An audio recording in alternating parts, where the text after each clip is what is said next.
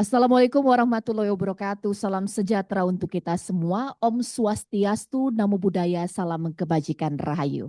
Selamat datang di acara konferensi pers pemerintah, update program prioritas dan program hasil terbaik cepat, serta penguatan posisi Indonesia di dunia internasional dan perlindungan generasi muda di era digital. Tentu saja acara ini terselenggara berkat kolaborasi antara kantor staf presiden dan badan komunikasi pemerintah.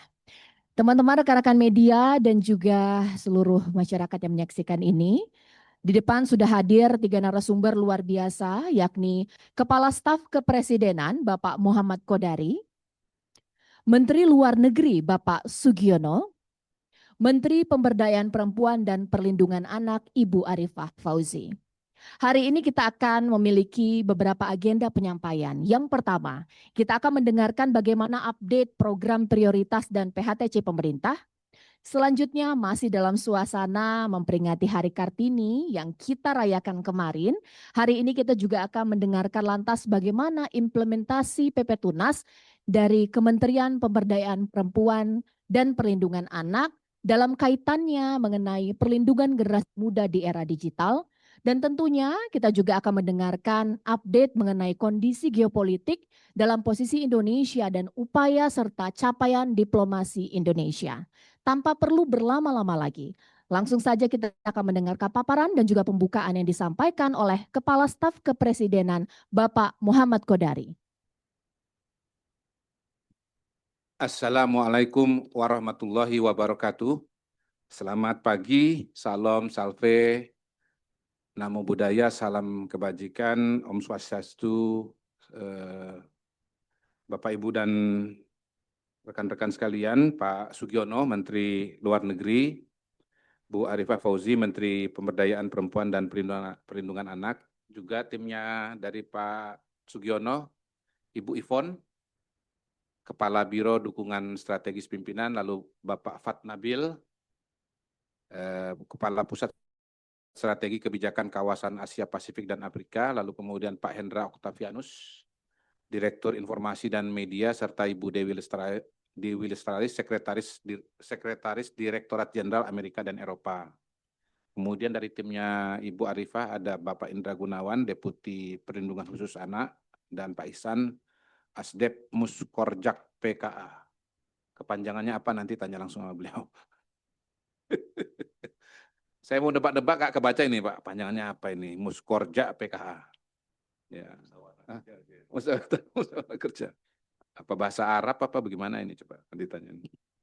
Bapak Ibu sekalian, konferensi pers ini merupakan hasil pembahasan penyiapan bersama antara Kantor Staf Presiden dan Badan Komunikasi Pemerintah untuk menyampaikan update pelaksanaan dan capaian program prioritas pemerintah kepada publik dan media, sekaligus menangkal berbagai disinformasi, fitnah, dan kebencian, serta hoaks yang berkembang di masyarakat dan di media sosial. Jadi kita melaporkan bukan hanya kepada Presiden, tapi juga kepada publik dan media, Pak Sugiono. Nah, acara ini ada 2 bagian, izin Pak Sugiono. Jadi pertama, KSP melaporkan perkembangan dari program prioritas, ya tergantung topik yang lagi berkembang. Kemudian aksi-aksi yang dilakukan oleh KSP untuk mengawal program prioritas Presiden. Dan untuk teman-teman media, kita selalu menghadirkan menteri-menteri yang terkait dengan topik aktual dan yang ditunggu-tunggu. Ya. Itulah sebabnya kemudian pada hari ini kita bersama dengan Pak Sugiono dan Ibu Arifah. Dan karena ini update program Pak Sugiono, ini saya baca, izin ya Pak ya, saya baca. Takutnya kalau nggak dibaca nanti jadi salah nih malah. Pemerintah akan, sebelum ke sana teman-teman media, kepada seluruh perempuan dan wanita di tanah air, kami mengucapkan selamat Hari Kartini.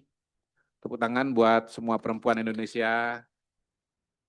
Pada momentum ini, pemerintah menegaskan pentingnya peran perempuan, khususnya para ibu, sebagai benteng pertama pelindungan anak, khususnya dari ruang digital. Sebuah front baru yang luar biasa ya Bu ya, front digital. Dulu anak-anak mainnya cuma di halaman, Pak Sugiono, zaman kita kecil. Kalau sekarang di halaman digital unlimited ini, seluruh dunia, luar biasa. Semangat ini sejalan dengan implementasi PP Tunas dalam memperkuat perlindungan generasi muda dan ketahanan keluarga. Kami juga mengucapkan selamat Hari Bumi.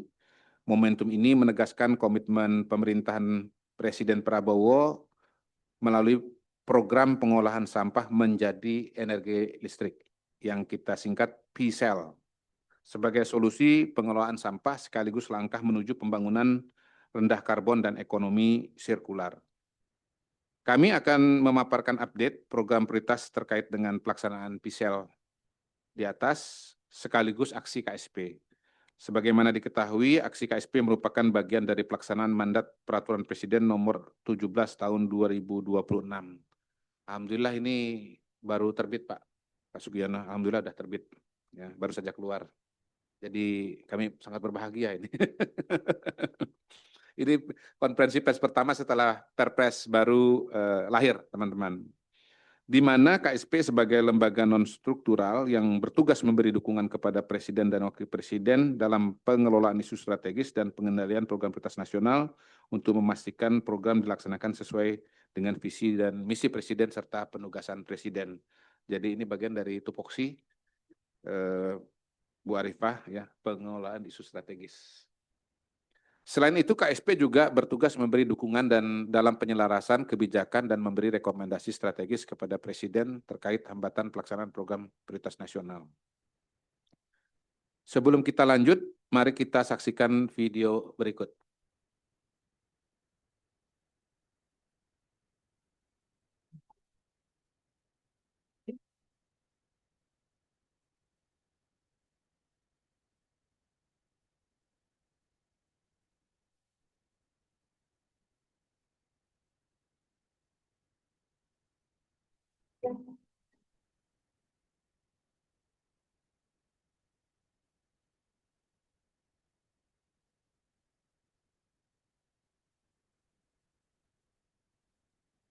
Ini untuk rakyat kita. Sampah itu bencana, sampah itu penyakit. Kita ini sekarang harus menyatakan perang terhadap sampah.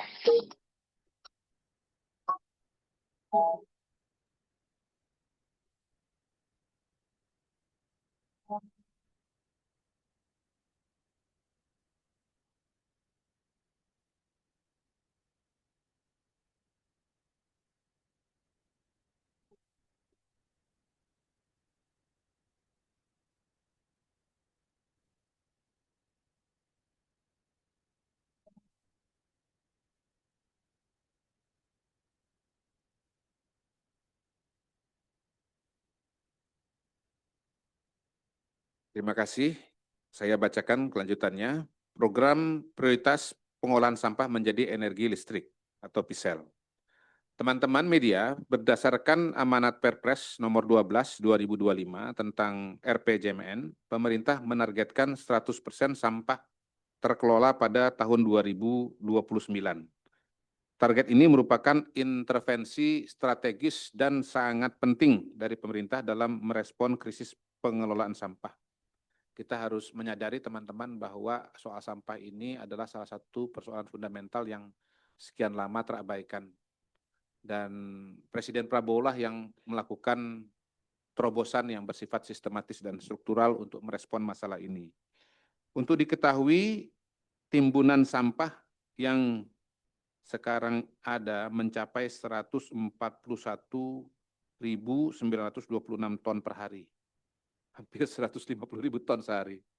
Jadi kita memang memproduksi sampah sangat banyak. Saya pernah berurusan dengan seorang ibu yang memang seorang birokrat yang spesialis menangani sampah, Pak Sugiono. Beliau kasih ilustrasi begini. Kita itu kalau bangun rumah, ibaratnya sangat memperhatikan ruang tamu, ruang keluarga, ruang tidur, dapur, tapi bagian belakangnya nggak diurus sama sekali. Itulah ilustrasi untuk kondisi kita sekarang ini. Jadi bagian toiletnya itu nggak kita urus dengan baik. Nah itu ilustrasi yang mungkin bisa dipahami secara sederhana. kita memiliki keterbatasan kapasitas tempat pemrosesan akhir. Ya. Mungkin dulu solusinya TPA, tapi kalau udah sekarang 20 tahun, 30 tahun TPA sudah penuh. Serta rendahnya tingkat pengolahan melalui mekanisme 3R, reduce, reuse, dan recycle. Pemerintah mendorong pendekatan berbasis aglomerasi atau kesatuan wilayah fungsional yang menggabungkan satu wilayah dengan daerah penyangganya. Ini tepatnya persisnya ini nanti 1, 2, 3, 4 kabupaten digabung jadi satu untuk penanganan sampah khususnya untuk Pisel. Yang ditargetkan mampu mengurangi timbunan sampah hingga sekitar 33.000 ton per hari atau setara 22% dari total timbunan nasional pada 2029. Sebegitu berat dan besarnya masalah sampah ini sehingga sampai 2029 kita punya roadmap baru bisa 22% saja.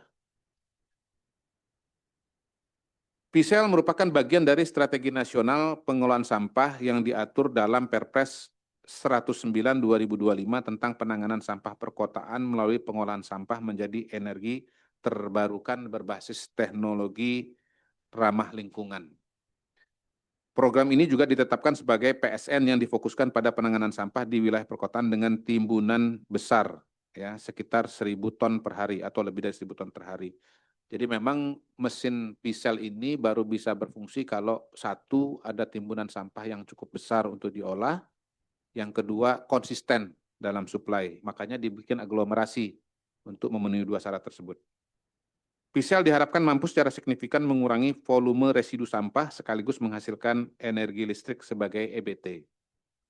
Perpres 109/2025 menghadirkan sejumlah terobosan signifikan untuk mengatasi kebuntuan regulasi serta mempercepat implementasi program Pisel di Indonesia. Jadi salah satu hambatan Bu Arifah di masa lalu itu kenapa Pisel kita itu nggak jalan-jalan karena banyak masalah regulasi. Ya.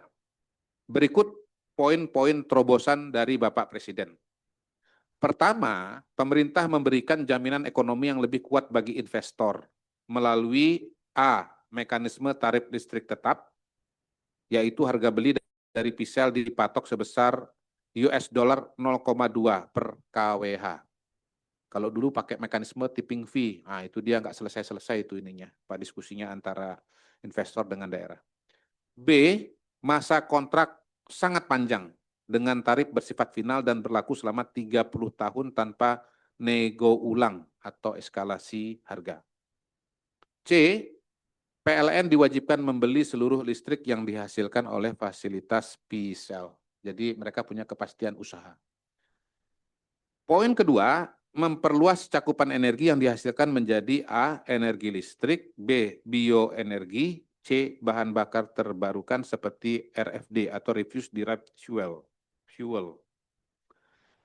3. Untuk mempercepat eksekusi di lapangan, pemerintah melakukan A. Sentralisasi kewenangan dengan menarik kewenangan yang sebelumnya terfragmentasi di berbagai level daerah ke pusat guna memangkas proses birokrasi yang panjang. Ini tadi terobosannya. B. Pemerintah juga melakukan percepatan proses perizinan lingkungan yang sebelumnya 12 sampai 24 bulan, 1 sampai 2 tahun menjadi hanya 2 bulan. Lama, Bu. Kelamaan diizin. Iya. C. Pemerintah daerah diwajibkan menyiapkan lahan untuk fasilitas Pisel tanpa biaya bagi pengembang. Jadi pengembang dimudahkan karena urusan tanah itu udah bukan wilayah mereka lagi. 4. Terobosan keempat, banyak nih terobosan Bapak Presiden nih. Pemerintah membuka peluang bagi seluruh daerah di Indonesia yang memenuhi kriteria seperti timbunan sampah di atas 1.000 ton per hari untuk membangun fasilitas Pisel. Hal ini karena aturan sebelumnya hanya fokus pada 12 kota prioritas. Seolah-olah yang punya sampah, produksi sampah cuma 12 kota. Ini lucu. 5. Pemerintah memberikan berbagai stimulus fiskal untuk menarik minat badan usaha, yaitu A. Pembebasan PPN untuk teknologi pengolahan sampah ramah lingkungan yang diproduksi dalam negeri. B. Pengurangan pajak penghasilan bagi pengembang proyek. C. Dukungan investasi melalui keterlibatan lembaga pengelola investasi seperti Danantara. Ini ada apa ya, game changernya itu Danantara. Ya, jadi kalau nggak ada yang mulai ya dan ada yang menjamin kayak Danantara, ini nggak mulai-mulai. Karena memang investasinya besar Pak Sugiono. Bapak pasti tahu ya sebagai Menlu ya. Dari luar. Proyeksi dan target program. Teman-teman media, pemerintah menargetkan untuk membangun PISEL di 30 lokasi aglomerasi di 61 kabupaten kota di Indonesia. Nah, kok lokasi 30 kabupaten kota 61 ya tadi? Karena dia gabungan. Misalnya Kota Bogor dengan Kabupaten Bogor. Ini kita bacakan ya detailnya Bapak Ibu sekalian.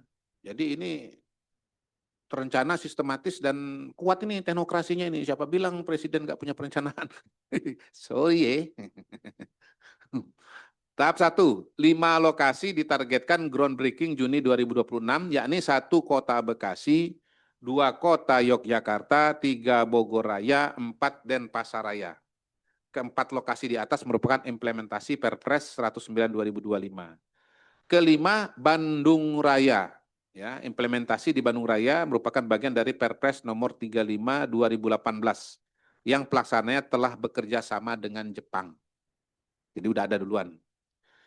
Tahap 2, proses lelang dan antara akan dimulai semester 1 2026 ini, di mana saja 1 Lampung Raya, 2 DKI Jakarta, 3 Semarang Raya, 4 Serang Raya, 5 Surabaya Raya, 6 Medan Raya, 7 Kota Tangerang, 8 Kabupaten Bekasi, 9 Kabupaten Tangerang, 10 Kota Palembang, 11 Kota Makassar, 12 Kota Tangsel. Sisanya masih dalam proses identifikasi dan verifikasi. Target kapasitas input sampah dapat mencapai lebih dari 1.000 ton per hari per lokasi, sehingga total kapasitas pengolahan PISEL nanti 33.000 ton per hari. Tadi yang tadi saya sudah sebutkan di depan ya, 2029 targetnya 33.000 ton per hari. Sementara sekarang aja udah berapa tadi? 150. Aduh, per hari. Waduh, ngeri. Jadi memang PR kita ini banyak sekali Bapak Ibu sekalian. Salah satu yang fundamental ini soal sampah. 2, capaian program. Ini perkembangannya Bapak Ibu sekalian, pembangunan PISEL di seluruh Indonesia berdasarkan data Kementerian Lingkungan Hidup per 12 April 2026, A, 2 lokasi PISEL yang telah terbangun dengan Perpres nomor 35 tahun 2018 dan telah beroperasi, yaitu PISEL Benowo Surabaya dibangun tahun 2021, Bu. Ibu Jawa Timur ya, Bu ya. Kapasitas 1.000 ton per hari. Nomor 2, PISEL Putri Cempo Surakarta, dibangun pada tahun 2023, kapasitas 545 ton per hari namun belum optimal. Jadi sebelum ada Bapak Presiden ini, bayangkan, sebelum ada Pak Prabowo, itu dari 2018, Perpresnya, baru 2 yang jalan. Baru 2 yang jalan, berat. 2 lokasi yang masih berproses dengan Perpres nomor 35 tahun 2018 di atas adalah 1 Kota Palembang, proses konstruksi dengan persentase 74%. Diharapkan operasional Oktober 2026. Kemudian Bandung Raya melayani 6 kabupaten kota, yaitu Kota Bandung, Kabupaten Bandung Barat, Kota Cimahi, Kabupaten Sumedang, dan Kabupaten Garut. Target groundbreaking, baru mau groundbreaking, Juni 2026. Dengan target sekitar 2.000 ton per hari. Perkembangan yang lain, 4 lokasi telah selesai lelang, telah berproses dan selesai lelang dan akan mulai konstruksi Juni 2026 dan diharapkan operasional 1,5 tahun kemudian. Yaitu Denpasar Raya melayani Kota Denpasar dan Kabupaten Badung, ya, Kabupaten Badung, bukan Bandung ya, Badung. Rencana kapasitas 1.200 ton per hari. 2, Kota Bekasi, rencana kapasitas 1.400 ton per hari. 3, Bogor Raya melayani Kota Bogor dan Kabupaten Bogor, rencana kapasitas 1.500 ton per hari.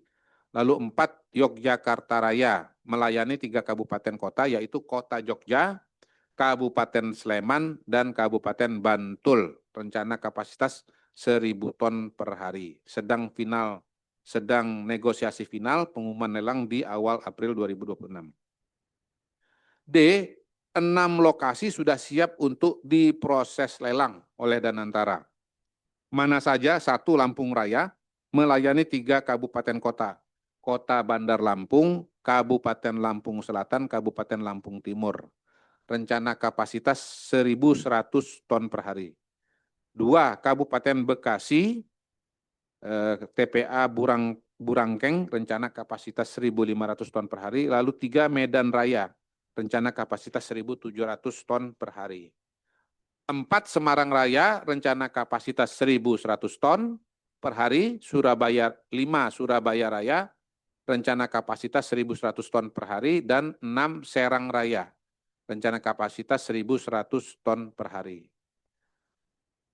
6 lokasi yang ditetapkan melalui keputusan Menteri Lingkungan Hidup, Kepala Badan Pengendalian Lingkungan Hidup dalam proses percepatan pemenuhan kesiapan pemerintah daerah dan persiapan lelang, yaitu 1, Tangerang Raya, yaitu melayani Kota Tangerang dan Kabupaten Tangerang, kapasitas 2.000 ton. Kemudian DKI Jakarta melayani 3 kota administrasi, Jaktim, Jaksel, Jakpus, 2.400 ton.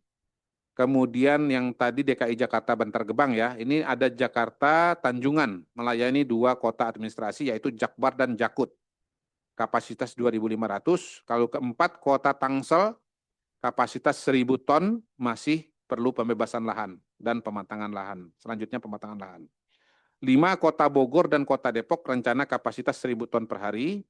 Kemudian Bandung Raya, 5 kabupaten, Cianjur, Kabupaten Bandung, Kabupaten Bandung Barat, Kabupaten Purwakarta, Kota Cimahi, kapasitas 3.500 ton per hari.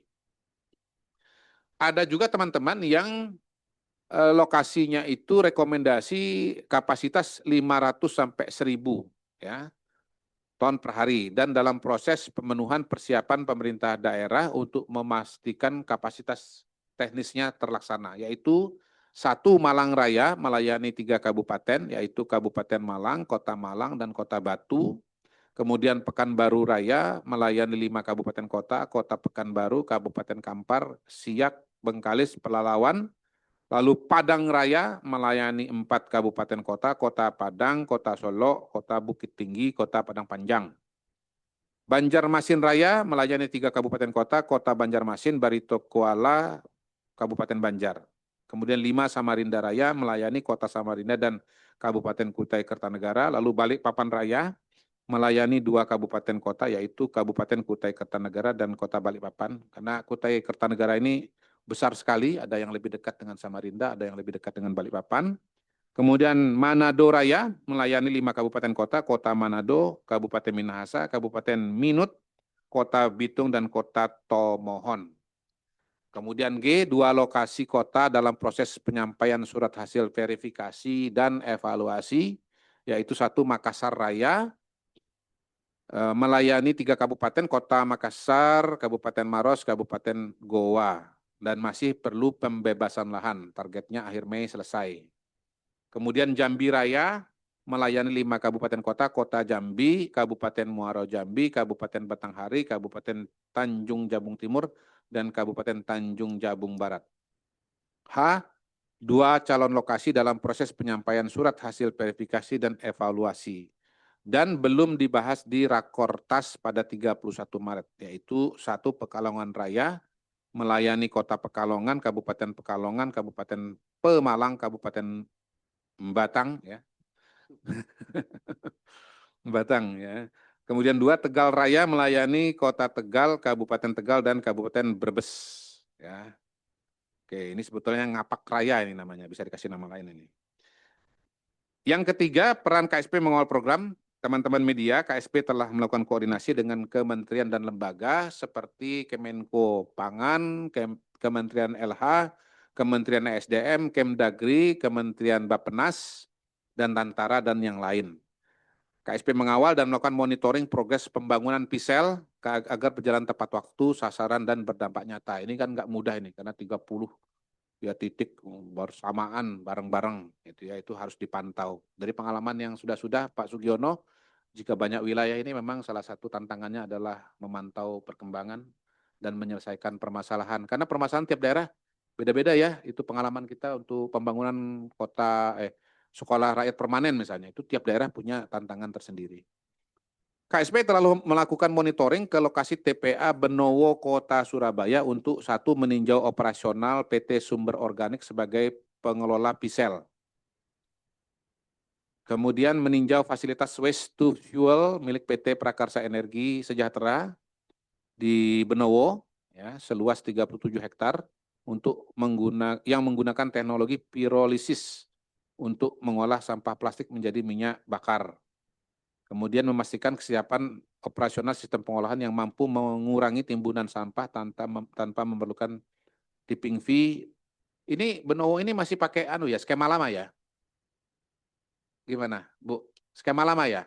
Ya, nanti harus ikut skema baru. Atau tetap skema lama, Bu?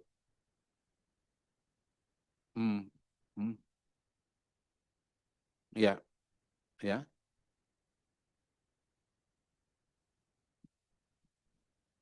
Ya. Ya, tolong dicek Bu ya, pakai mekanisme yang lama aturannya atau pakai mekanisme baru semua nanti.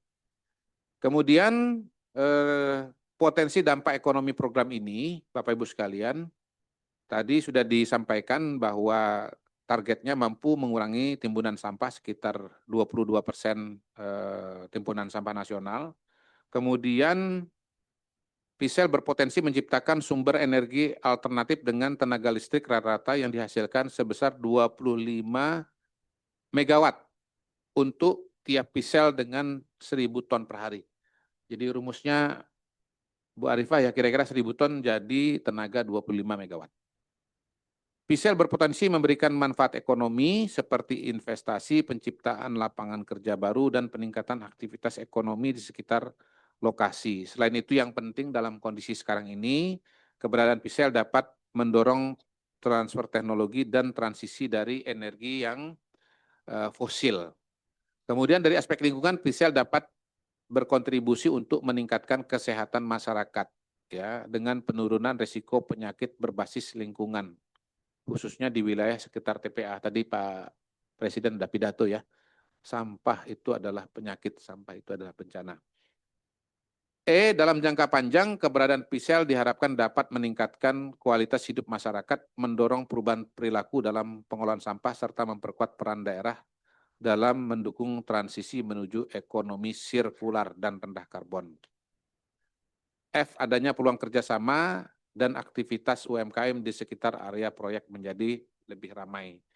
Ini ada testimoni dari penerima manfaat di TPA Benowo. Jadi semua program Presiden punya wajah, Pak Sugiono. Harus dibacakan. Ini orangnya nih ya, ini orangnya. Siapa namanya nih? Pak Ali Asyar. Kami bangga karena yang bekerja di sini adalah anak Indonesia, mereka yang dulu bekas pemulung masyarakat sekitar tanpa kami review ijazahnya. Kami rekrut dan sekarang mereka sudah jadi ahli. Karena tujuan kami adalah bagaimana TPA di sini ada manfaatnya. Pak Ali ini adalah koordinator operasional, manajer operasional di PT Sumber Organik di PLTSA Benowo. Bu, dari Surabaya atau dari kabupaten lain? Oh, Madura. Dua, aksi KSP yang lain yang berikutnya adalah KSP mempunyai monitoring program dan isu harian yang disampaikan setiap hari kerja kepada Bapak Presiden yang terdiri dari dua bagian. Bagian pertama adalah memuat progres dari program prioritas nasional. Kemarin dalam rapat paripurna terakhir Bapak Presiden menetapkan 35 ya. 50, ketukar 53 program kerja prioritas nasional. Mungkin nanti kita KSP akan mengarah ke sana Pak Sugiono supaya bisa dipantau. Bagian kedua memuat isu strategis yang sedang ditangani KSP maupun yang kira-kira perlu atensi khusus Presiden. Tiap minggu, tiap hari kita punya topik bervariasi, kita ambilkan contohnya saja buat teman-teman di sini ada 2 atau 3. Pertama, topik penguatan Business Judgment Rule atau BJR untuk kepastian hukum dan iklim investasi. Pemerintah telah memiliki dasar hukum melalui Undang-Undang BUMN yang mengakomodasi BJR sebagai pelindungan bagi direksi BUMN dalam mengambil keputusan bisnis secara bertanggung jawab. Jadi jangan sampai BUMN-nya lumpuh, tidak berani ambil keputusan karena takut kriminal. Iya. Nah, selama ini kan kriteria utamanya itu adalah untung atau rugi, Pak Sugiono. Tapi masalahnya kan begini, pertama setiap usaha itu setiap pengusaha itu atau pengelola usaha itu nggak ada yang selalu untung terus 100% itu. Bahkan konglomerat paling sukses pun juga kayaknya ada aja yang bisa rugi. Atau keputusan-keputusan yang pada hari ini untung karena kondisi ekonomi dunia dan seterusnya, itu kira-kira 5 tahun lagi bisa jadi nggak rugi. Karena perang dan seterusnya. Nah, karena itu kelihatannya harus ada solusi yang bersifat permanen supaya jangan lumpuh, yaitu mendasarkan keputusan kepada variabel bisnis judgment rule. Itu usulan kita, Pak Sugiono. Nanti keputusannya tergantung kepada para pengambil keputusan. Saat ini fokus diarahkan pada penguatan implementasi BJR agar menjadi pedoman operasional yang memberikan kepastian hukum, mendukung tata kelola, dan mendorong percepatan investasi. BJR bukan pembelaan terhadap penyimpangan, melainkan upaya menegaskan batas yang jelas antara risiko bisnis yang wajar dan pelanggaran hukum. Nah, itu saya kira penting ya, risiko bisnis yang wajar dan pelanggaran hukum. Jangan sampai risiko bisnis yang wajar, yang inherent dalam setiap pengambilan keputusan oleh pimpinan, lalu dianggap sebagai pelanggaran hukum. Terakhir kasusnya itu amnesti dari Pak Presiden kepada Bu siapa namanya itu? Pelindo? Bu Ira ya itu Bu Ira. Nanti kalau ada kasus Bu Ira, kalau nggak ada amnesti dari Presiden, nggak ada yang berani ngambil keputusan nanti pimpinan BUMN. Uraian permasalahan, saat ini masih terdapat multitafsir antar lembaga dalam menilai keputusan bisnis, khususnya dalam membedakan risiko bisnis dengan kerugian negara. Akibatnya muncul keraguan di tingkat direksi untuk mengambil keputusan, bahkan berkembang persepsi bahwa tidak mengambil keputusan merupakan pilihan aman, paling aman. Kondisi ini menimbulkan ketidakpastian hukum, meningkatkan persepsi risiko investasi, serta berpotensi menjadi bottleneck terhadap target pertumbuhan ekonomi 8%. Terus terang, topik ini saya yang minta kepada tim KSP untuk dikaji, Pak Sugiono. Karena itulah yang saya temui waktu menjadi komisaris Pertamina Hulu Energi. Waktu saya menjadi Waka.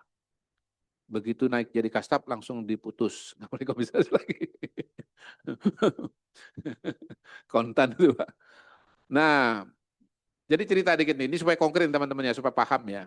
Jadi selama bertahun-tahun, tepatnya paling tidak 2 tahun lah saya lihat data itu, tidak ada pembelian sumur baru di PHE, khususnya di luar negeri. Padahal dari data yang ada Pak Sugiono, 25% stok minyak PHE itu ada di luar negeri. Gitu. Nah, padahal perlu dan ada uangnya. Ada uangnya, Pak. Tapi nggak ada yang berani ngambil keputusan. Karena takut tadi resiko bisnis, kerugian dan yang lain-lain. Jadi saya pikir-pikir diskusi dengan teman-teman komisaris, kayaknya perlu ada jalan yang lain. Dan itu adalah kriteria BJR. Ya, supaya apa? Ya selama dia sesuai dengan BJR, ya nggak bisa dianggap sebagai tindakan pidana. Solusi konkretnya apa? Pada 16 Desember yang lalu, KSP menginisiasi rapat koordinasi dan menemukan bahwa interpretasi, saya bacakan ulang Pak Sugiono, menemukan bahwa interpretasi antar APH, auditor, BP BUMN, dan Danantara masih belum selaras dalam menilai keputusan bisnis BUMN. Nah, masalah tak iya, ya Bu? Ya betul nih kan. Jadi mungkin nanti BUMN-nya dan nanti bilang oke, tapi APH-nya nggak oke. Nah, repot Bu. Iya, khususnya dalam membedakan risiko bisnis dan potensi kerugian negara. Itu dia. Nah, kondisi ini menimbulkan ketidakpastian hukum dan berdampak pada tertahannya pengambilan keputusan. Sebagai tindak lanjut, KSP mengusulkan penyusunan guideline BJR yang lebih operasional guna mendorong penyelarasan pemahaman lintas lembaga. Pada rapat 14 Januari dan 11 Maret 2026 bersama BP BUMN dan Danantara. Jadi satu masalah itu kadang-kadang harus beberapa kali rapat. Ya. Seringnya harus beberapa kali rapat. Apalagi kalau banyak pihak. Dibahaslah penyusunan guideline BJR termasuk 1. Parameter itikat baik. 2. Standar kehati-hatian. 3. Batas risiko bisnis yang wajar. Dalam rapat tersebut muncul 2 usulan dari BP BUMN. Pertama, pembentukan mekanisme atau komite yang membantu menilai secara teknis apakah suatu tindakan korporasi telah memenuhi kaidah BJR. Ini Pak, kalau sekarang kan tiap ada proyek, tolong dampingi KPK, tolong dampingi kejaksaan. Gitu Pak. Padahal harusnya ini nih, ada komite BUMN yang menilai apakah kegiatan itu telah sesuai dengan BJR atau tidak Pak. Jadi kacamatanya kacamata hukum, bukan kacamata bisnis. Kedua, perlunya koordinasi lanjutan dengan APH dan auditor untuk menyelaraskan pemahaman termasuk dalam penafsiran unsur perbuatan melawan hukum agar tidak menimbulkan ketidakpastian hukum. Usulan tersebut masih didalami lebih lanjut ya oleh KSP bersama APH dan auditor untuk ya lebih memastikan kesesuaian dengan ketentuan hukum yang berlaku. Jadi intinya ini belum final ya Pak ya, belum selesai ya Pak Heru ya. Masih ongoing. Pak Heru ini Deputi 1 Pak yang membawahi topik ini. Kita bergeser kepada percepatan sekolah rakyat permanen di Jambi.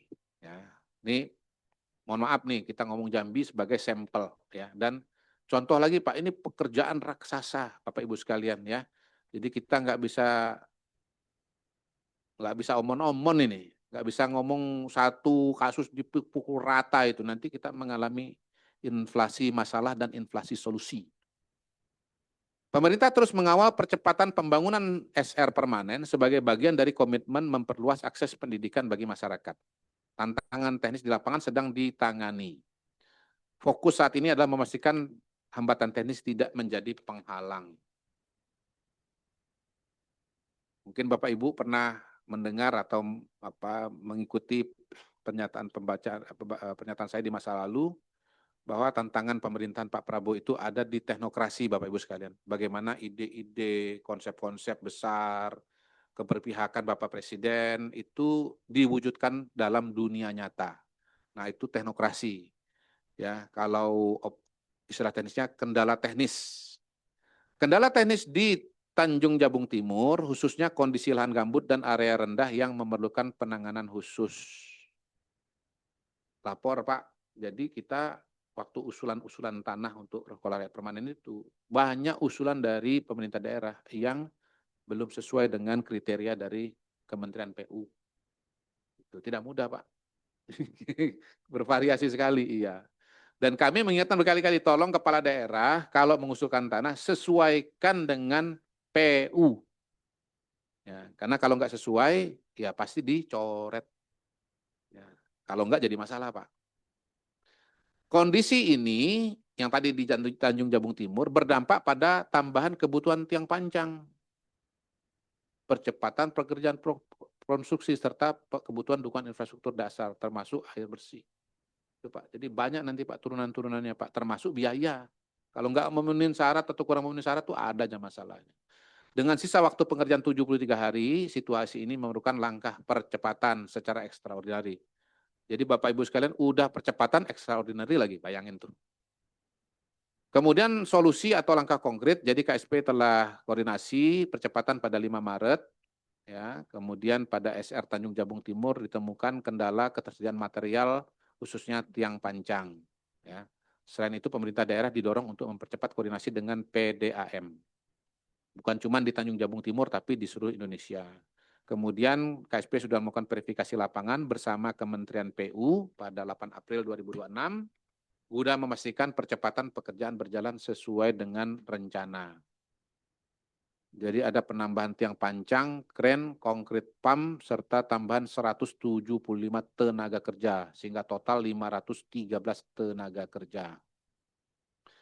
Kemudian kita geser kepada isu terakhir ya dari KSP sebelum nanti kepada Pak Menlu dan Ibu Arifah. Topik integrasi data pekerja migran Indonesia. Nah, ini relevan juga dengan Pak Menlu pas ini kebetulan ya. Pemerintah terus memperkuat tata kelola perlindungan pekerja migran Indonesia termasuk melalui penguatan integrasi data lintas kementerian dan lembaga.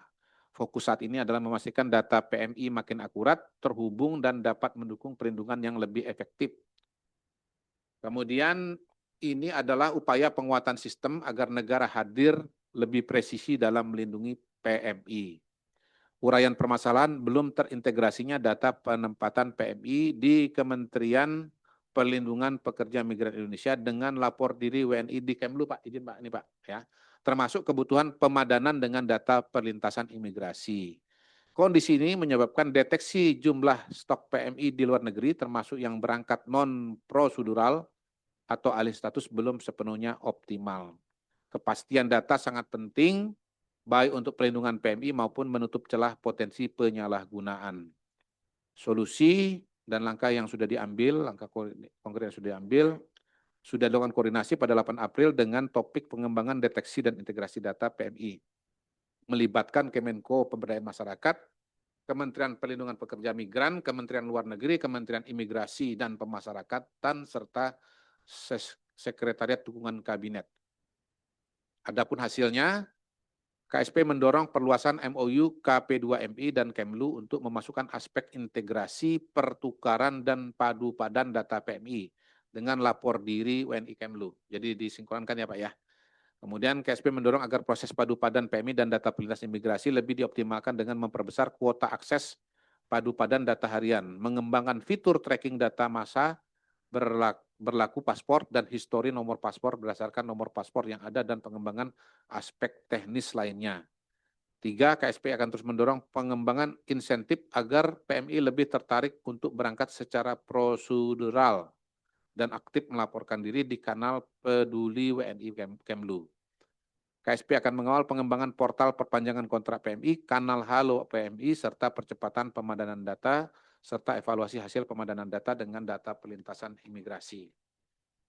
5, ke depan KSP terus monitor progres integrasi data sekaligus memfasilitasi pengembangan program insentif PMI untuk memperkuat kepatuhan dan perlindungan. Demikian update program prioritas dan aksi KSP hari ini. Terima kasih. Wassalamualaikum warahmatullahi wabarakatuh. Terima kasih kepada Kepala Staf Kepresidenan Bapak Muhammad Kodari. Itu dia tadi penyampaian khususnya mengenai pengelolaan sampah menjadi energi listrik. Tadi sudah dijelaskan ya cukup detail mengenai terobosan apa yang dilakukan pemerintah, mulai dari penguatan ekonomi untuk investor dalam hal tarif listrik, masa kontrak panjang, stimulus fiskal, dan juga lainnya. Dan juga tadi sudah dijelaskan mengenai program prioritas lainnya, yakni sekolah rakyat khususnya di Jambi, sekolah rakyat permanen di Jambi dengan target penyelesaian Juni 2026 dan banyak sekali upaya percepatan yang sudah dilakukan, bahkan juga yang terakhir mengenai PMI atau pekerja migran Indonesia. Pemerintah terus mendorong penguatan tata kelola perlindungan pekerja migran. Selanjutnya kita akan mendengarkan sampaian yang akan disampaikan oleh narasumber kita yang kedua, yakni Menteri Luar Negeri Bapak Sugiono. Dalam kondisi geopolitik lantas bagaimana penguatan posisi Indonesia, upaya dan juga capaian diplomasi yang telah dilakukan, saya persilahkan.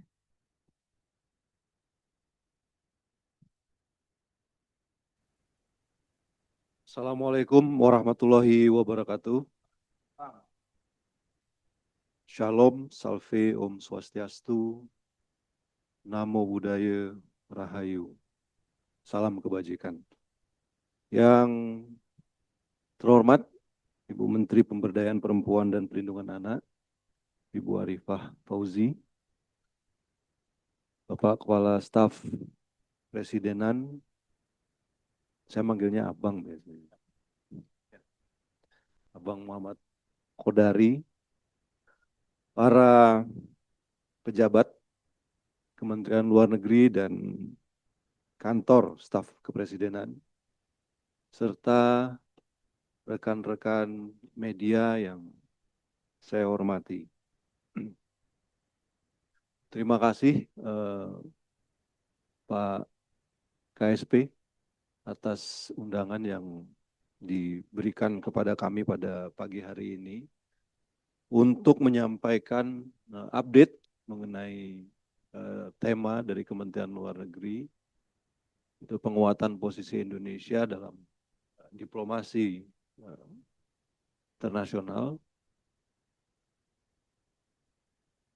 Seperti yang kita ketahui bersama bahwa situasi dunia saat ini, situasi geopolitik adalah merupakan situasi yang sangat tidak terprediksi. Kemudian bahkan dalam beberapa kesempatan Bapak Presiden juga menyampaikan bahwa situasinya adalah situasi yang bahaya.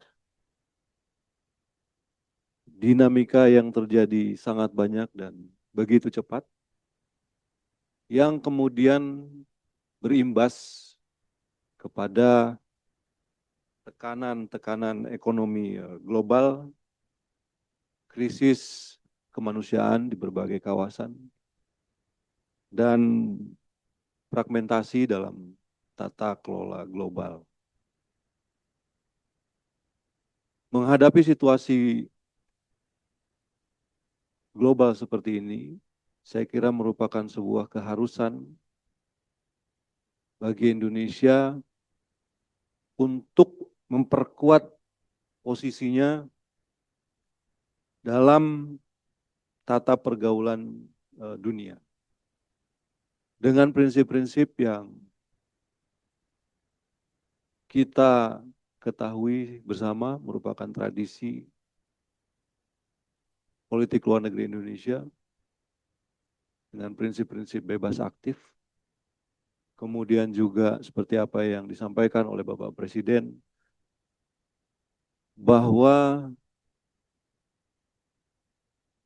1000 kawan terlalu sedikit dan 1 lawan terlalu banyak, yang kita arahkan untuk menjaga dan memperjuangkan kepentingan-kepentingan nasional. Itu yang pertama, yang utama, bahwa penguatan posisi kita di dalam panggung global merupakan sebuah upaya untuk memperkuat dan memajukan kepentingan nasional, serta menjaga tatanan dunia untuk tetap stabil, untuk tetap tertib, karena ini merupakan amanat dari konstitusi kita yang merupakan pijakan bagi pemerintah dalam menjalankan politik luar negerinya. Oleh karena itu, dalam kaitannya dengan hal tersebut, Indonesia selalu mengambil langkah-langkah yang konkret, terukur, dan berkelanjutan di dalam koridor-koridor yang menjadi prinsip-prinsip diplomasi kita. Dalam kaitannya dengan hal tersebut, saya kira dalam 1,5 tahun pemerintahan yang dipimpin oleh Presiden Prabowo ini kita melihat bahwa ada intensitas yang tinggi bagi Indonesia, dari Indonesia dalam berinteraksi dengan lingkungan global. Aktifnya Indonesia di berbagai panggung internasional yang langsung dipimpin oleh Presiden untuk memastikan, sekali lagi, untuk memastikan bahwa kepentingan nasional yang kita miliki itu bisa terjaga, bisa terfasilitasi dengan tidak mengorbankan hubungan dengan tetangga-tetangga kita, baik tetangga dekat atau immediate, tetangga yang intermediate, ataupun tetangga yang jauh. Pada prinsipnya, intensitas yang tinggi tersebut diarahkan untuk memajukan kepentingan nasional dan turut serta dalam upaya-upaya menjaga ketertiban dunia. Dalam konteks ini, seperti kita ketahui bersama pada tanggal 13 dan 14 April yang lalu, Bapak Presiden melakukan kunjungan kerja ke Moskow yang dilanjutkan dengan kunjungan kerja ke Perancis. Dalam kunjungan beliau ke Moskow, Bapak Presiden bertemu dengan Presiden Putin dan membicarakan beberapa hal yang antara lain membahas potensi kerjasama antar kedua negara secara lebih intensif, kemudian juga upaya-upaya yang perlu dilakukan dalam rangka mengadres situasi global, khususnya situasi di Timur Tengah yang berimbas pada tekanan-tekanan ekonomi dari berbagai negara di belahan dunia. Kemudian pertemuan tersebut juga membahas mengenai potensi-potensi kerjasama dalam rangka mencari sumber-sumber energi alternatif. Seperti kita ketahui bersama bahwa transisi energi dari energi fosil ke energi terbarukan merupakan sebuah program pemerintah yang sudah digariskan dari awal. Proses itu berjalan. Tadi juga disampaikan oleh Pak KSP bahwa pengelolaan sampah juga diarahkan pada ketersediaan energi. Situasi yang terjadi di Timur Tengah saat ini merupakan suatu hal yang mengakselerasi implementasi dari program tersebut. Artinya adalah bahwa dengan tekanan yang sedemikian besar, harga energi meningkat, upaya ataupun rencana pemerintah Republik Indonesia yang dipimpin oleh Bapak Presiden untuk memanfaatkan sumber-sumber energi terbarukan itu harus dilakukan lebih cepat dan lebih awal. Pengembangan biodiesel, pengembangan bioetanol, kemudian juga pemanfaatan energi matahari untuk pembangkit listrik, geotermal, itu merupakan hal-hal yang dijadikan sebagai sumber-sumber alternatif karena kita memiliki kekayaan dan sumber daya yang memungkinkan untuk itu. Dan dengan situasi yang terjadi sekarang di Timur Tengah, upaya-upaya tersebut kemudian mengalami akselerasi dalam pelaksanaannya di Indonesia. Ini juga yang beliau sampaikan pada pertemuan dengan Presiden Putin, kemudian juga potensi-potensi energi lain yang mungkin bisa menjadi alternatif untuk menghindari ketergantungan terhadap energi fosil yang karena tadi situasi geopolitik yang tidak menentu, itu mengalami fluktuasi yang tidak menentu juga. Kepentingan nasionalnya adalah bahwa masyarakat Indonesia harus bisa mendapatkan kebutuhan energinya dengan harga yang terjangkau. Kemudian kegiatan ekonomi Indonesia juga bisa dilakukan dengan energi yang terjangkau. Dan untuk itu alternatif-alternatif dicari sehingga kepentingan tersebut bisa diakomodir. Selain berbicara mengenai ketahanan pasokan energi, Presiden Prabowo dan Presiden Putin juga berbicara mengenai penguatan kerjasama di berbagai sektor, diantaranya adalah pertanian, karena pertanian juga merupakan sektor yang terimbas dari situasi yang terjadi di Timur Tengah saat ini. Ada kelangkaan harga pupuk yang disebabkan oleh macetnya logistik di Selat Hormuz, yang juga dirasakan terutama saat-saat seperti sekarang ini di mana beberapa negara itu memasuki musim tanam, ketersediaan pupuk terbatas. Kita bersyukur bahwa dengan kebijakan yang diluncurkan oleh Bapak Presiden mengenai pupuk, hal tersebut tidak berdampak pada kita. Kita juga mendapatkan, kalau tadi disampaikan setiap kebijakan pemerintah itu, kebijakan presiden itu ada wajahnya.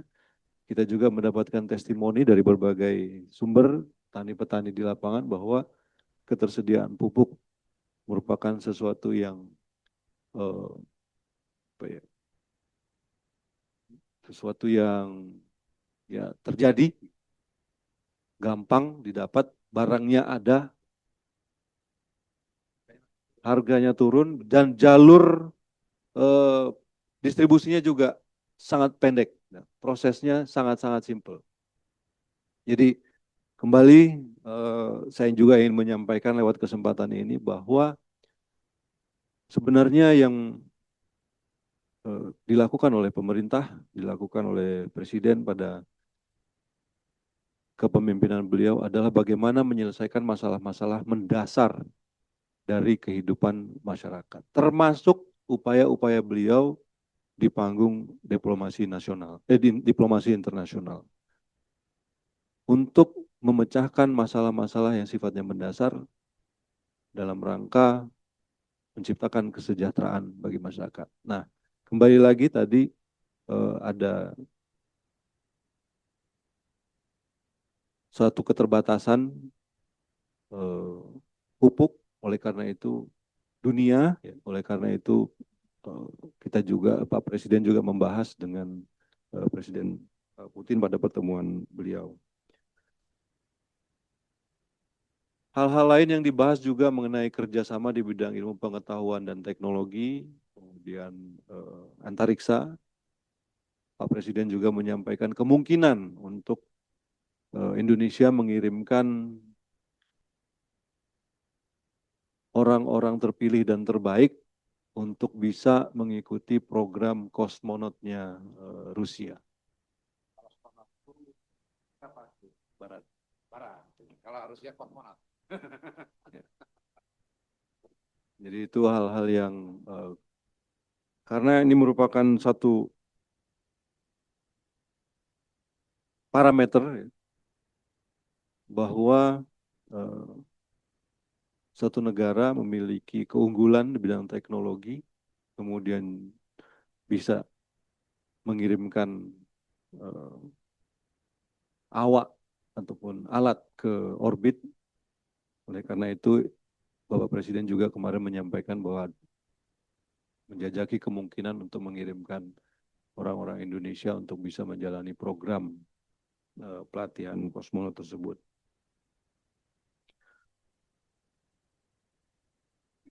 Pembahasan dan pembicaraan tersebut juga tentu saja mencakup berbagai bidang karena kita ketahui Rusia merupakan mitra strategis Indonesia yang status hubungan kemitraan strategisnya itu meningkat pada tahun 2025.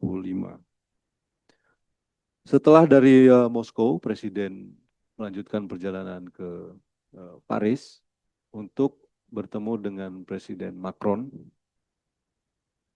Pertemuan tersebut dilakukan secara tertutup empat mata. Beberapa poin yang bisa saya sampaikan pada kesempatan ini adalah bahwa tentu saja Presiden menyampaikan kepada Presiden Macron menekankan kembali pentingnya memperkuat hubungan bilateral antara Indonesia dan Perancis, dan kemudian peningkatan kerjasama di berbagai bidang itu harus lebih diintensifkan, termasuk hal-hal yang menyangkut mengenai industri pertahanan, karena kita ketahui bahwa kita memperoleh atau membeli alat-alat pertahanan yang cukup strategis dari Perancis, dan ini juga memiliki turunan bahwa kita harus juga bisa meningkatkan penguasaan teknologi terhadap alat-alat tersebut yang kemudian diturunkan dalam keinginan untuk bekerja sama di bidang pendidikan, khususnya di sektor STEM, sehingga terjadi apa yang disebut satu kerjasama beyond procurement. Kita tidak hanya sebatas membeli saja, tetapi juga melakukan transfer teknologi dan penguasaan teknologi dari barang-barang yang kita beli. Kemudian pembicaraan juga menyangkut tentu saja, karena ini dirasakan di seluruh dunia mengenai energi, juga pemanfaatan mineral kritis,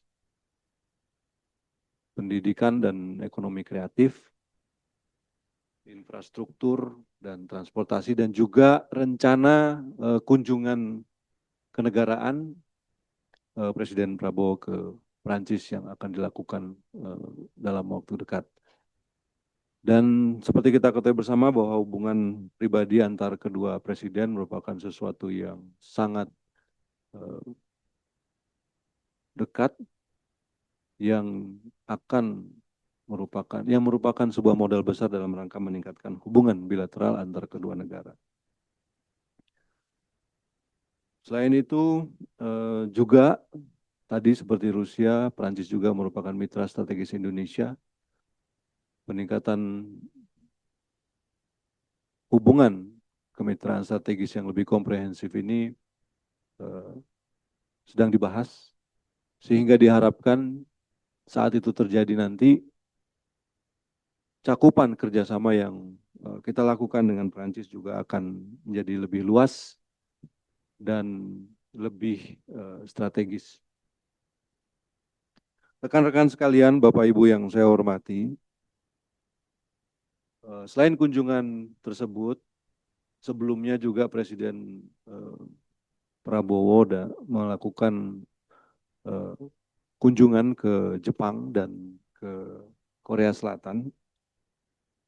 Dari kunjungan tersebut, sekali lagi kalau kita berbicara mengenai hasil yang konkret, pertama kita lihat intensitas aktifnya diplomasi Indonesia yang dilakukan oleh Presiden, kemudian juga komitmen-komitmen yang terjadi ataupun dilakukan pada saat kunjungan tersebut. Di Jepang sendiri ada satu kesepakatan dagang yang dilakukan sebesar kurang lebih 23,63 miliar US dollar. Kemudian di Korea Selatan sebesar 10 miliar US dollar. Dan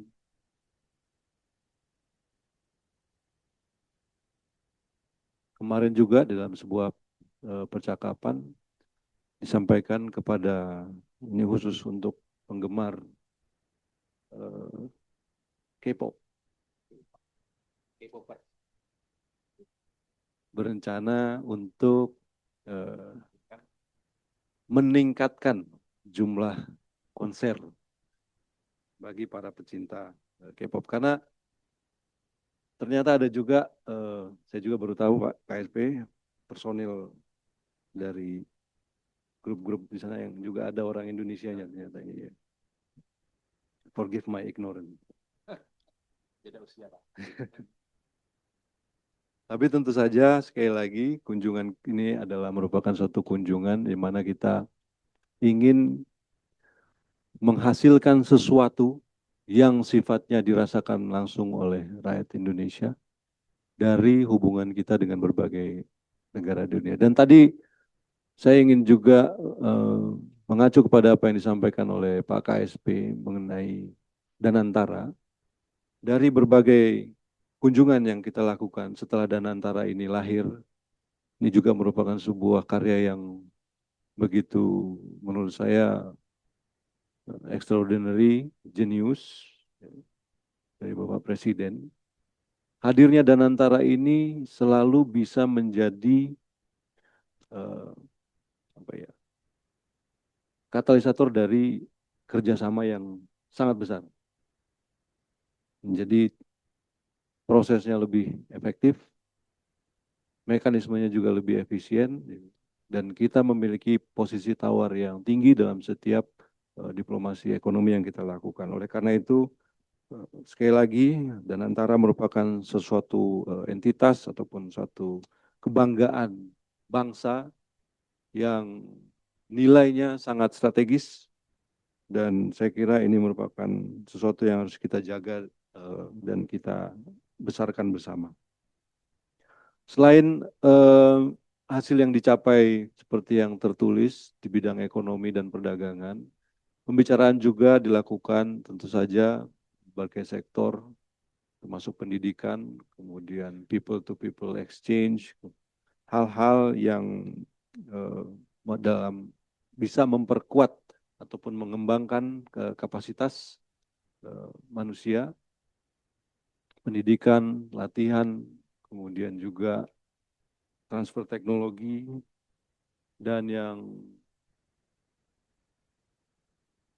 saya kira juga cukup strategis adalah bagaimana pengembangan sektor industri halal yang juga dibicarakan dalam pertemuan tersebut.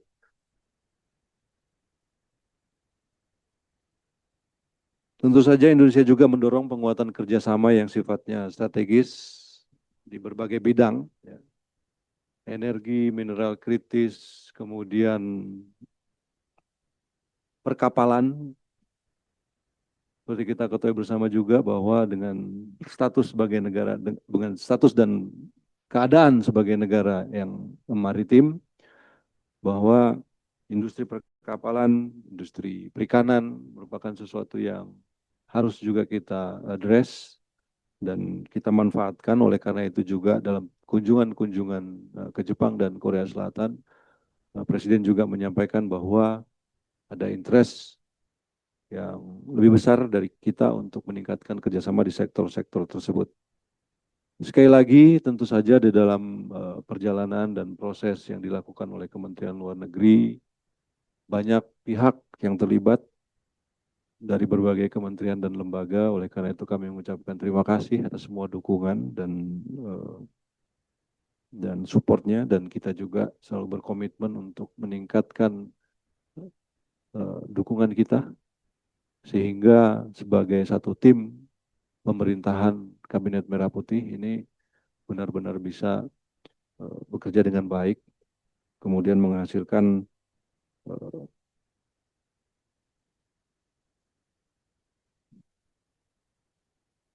hal-hal yang bisa dinikmati oleh masyarakat luas. Rekan-rekan sekalian, upaya-upaya yang dilakukan oleh Kementerian Luar Negeri di dalam meningkatkan diplomasi internasionalnya adalah merupakan upaya-upaya yang diarahkan untuk mendorong pertumbuhan ekonomi nasional. Tadi juga disampaikan oleh Pak KSP beberapa langkah yang dilakukan di Indonesia dalam rangka meningkatkan satu kesejahteraan dan meningkatkan pertumbuhan ekonomi, penciptaan lapangan kerja, dan yang pasti adalah mengadres hal-hal yang sifatnya mendasar, basic, yang harus dipenuhi dan dinikmati oleh seluruh masyarakat Indonesia.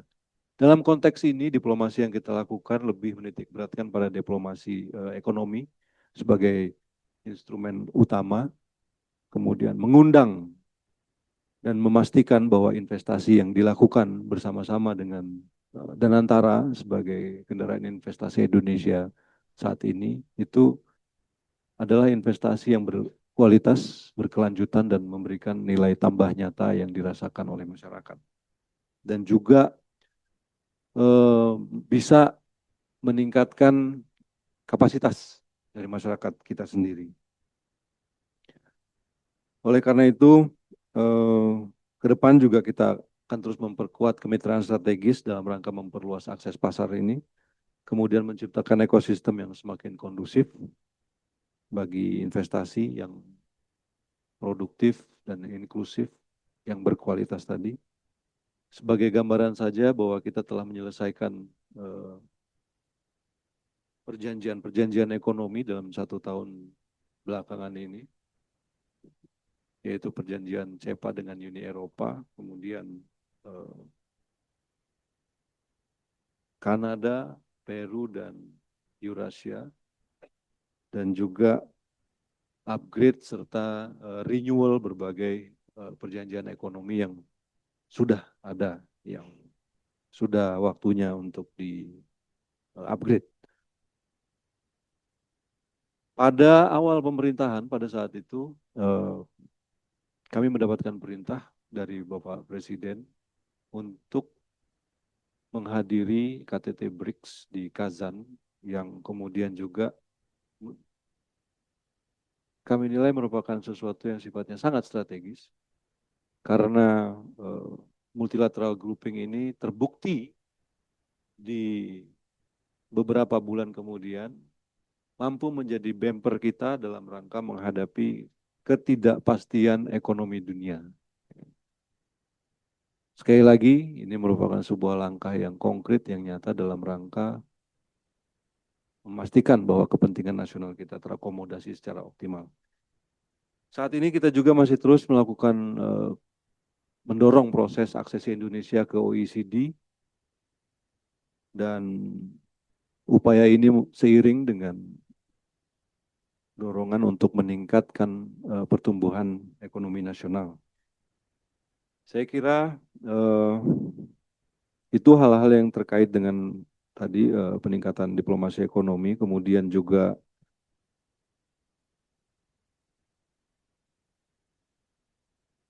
Kemlu saat ini terlibat juga di dalam hal-hal yang sifatnya debottlenecking dari upaya-upaya ataupun rencana-rencana aktivitas seperti yang aktivitas investasi dan perdagangan. Seperti kemarin juga yang menjadi arahan dari Bapak Presiden bahwa harus ada satu tim ataupun satu satgas yang sifatnya melakukan debottlenecking atau menghilangkan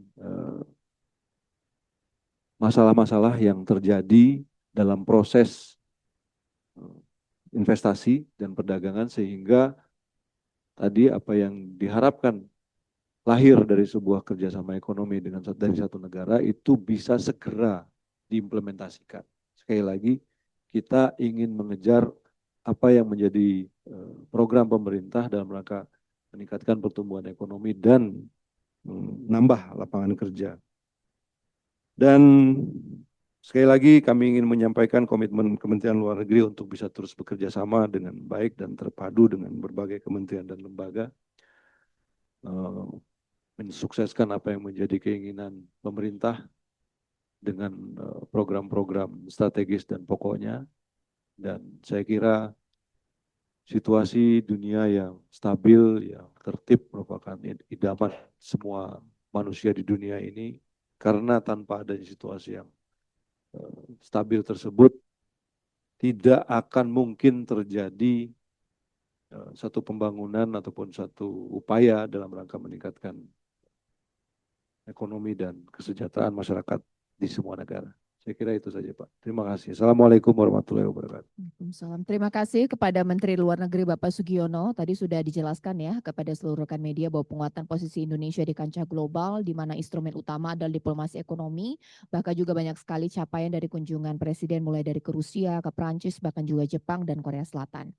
Dan langsung saja kita akan menuju ke narasumber kita yang berikutnya untuk menjelaskan kepada kita semua lantas bagaimana upaya pemerintah dalam perlindungan generasi muda di era digital kepada Menteri Pemberdayaan Perempuan dan Perlindungan Anak, Ibu Arifah Fauzi. Saya persilahkan. Baik, terima kasih.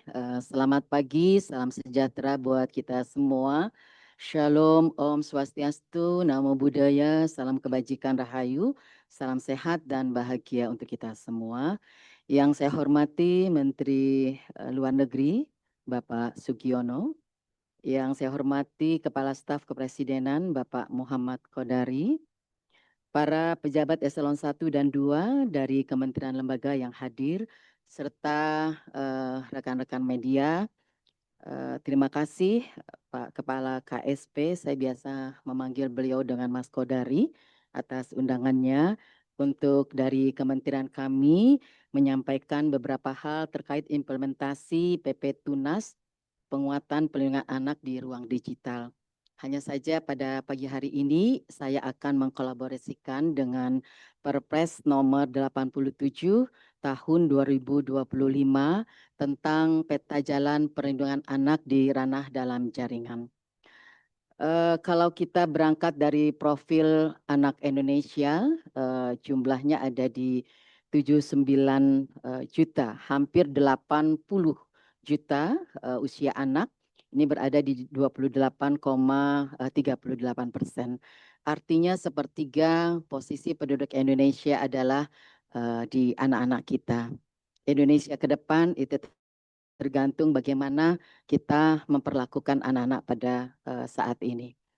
Kalau kita lihat tren presentase menggunakan internet pada usia 5 sampai dengan 17 tahun, pada tahun 2020 ke tahun 2021 ini mengalami peningkatan yang sangat signifikan karena pada saat itu kita baru saja COVID.